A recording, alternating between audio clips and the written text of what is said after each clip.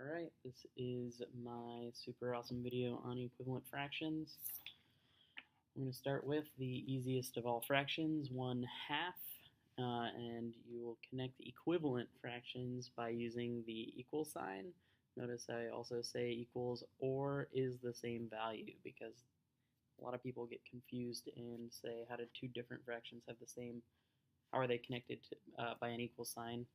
And it's just that they look different but have the exact same value. Alright, we'll start with the simplest of all models, a picture. So you draw a circle, you draw an equal circle, so two of the exact same thing. I am allowed to connect those by an equal sign because they are the exact same thing. If I were to draw 1/2, it would look something like this. Shade in 1/2, and then if I were to create an equal or equivalent fraction, I could cut it in half, but I could cut it different ways as well. As long as I end up shading the exact same amount, I can cut this however I want, as long as all pieces are the same size. So the first one I created was 2/4, and then I cut it again and created 4/8. All of those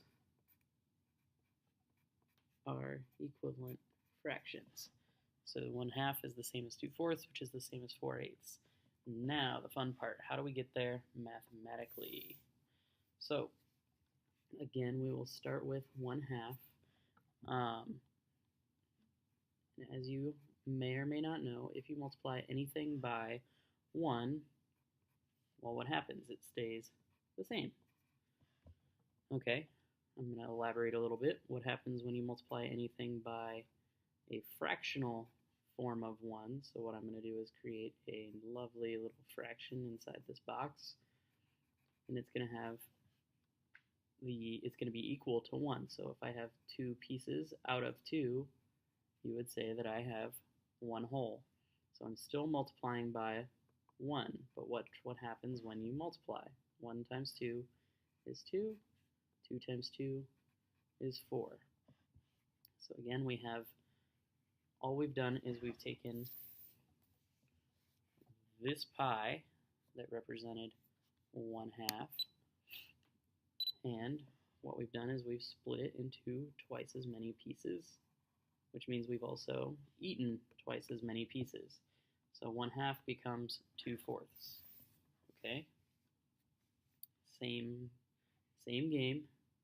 1/2.